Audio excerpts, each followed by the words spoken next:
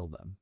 Now, that is not how we communicate on the radio. So that's a story I tell my students every semester. I started telling it because a class I was teaching at another university, I had a student cheat on a quiz, and another student turned this person in.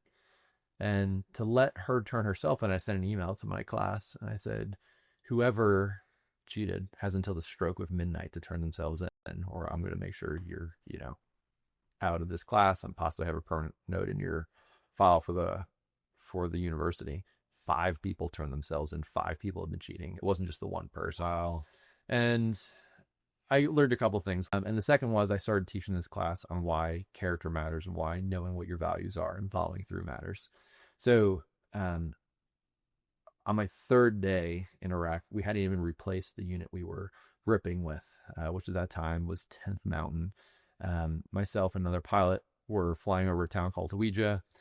People shot at us. We shot back. And in that moment, I've been in Iraq for 3 days, and you're already in a firefight, and you're like, oh, like this is what I thought would be. And the one that I tell in that class in particular was we were given a call that there was a infantry unit that was assaulting a village where they had a suspected IED manufacturer, and we just happened to be in the area. And as they were driving in to this village, which was surrounded by wadis, which are like impassable terrain, so these huge military vehicles like MRAPs can only get in and out on one road. And as they walked in, or as they drove in, there were 2 people on the side of the road with shovels. And at that time, shovels were a bad thing. Like every military-aged male in Iraq carries an AK-47. It's just what it is. That's not a big deal when you see that.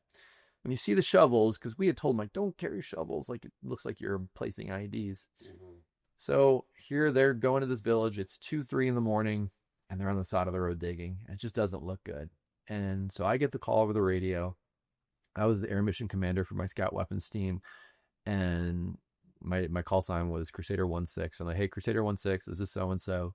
There are 2 people on the side of the road. Kill them. Now, that is not how we communicate on the radio. Kill them is not a legal order. Everyone's had some kind of situation like that, but like that's the kind of thing that I was fortunate it was said that way, because it makes the hair on the back of your neck stand up. Like, it already doesn't feel good. Okay. So we fly over to where these people are, and we know about how high we can fly and how far away we can fly to make sure they can't hear us or see us. There was no moon that night, so we don't have to worry about being silhouetted by the moon. And so I'm using the sight to look at these people.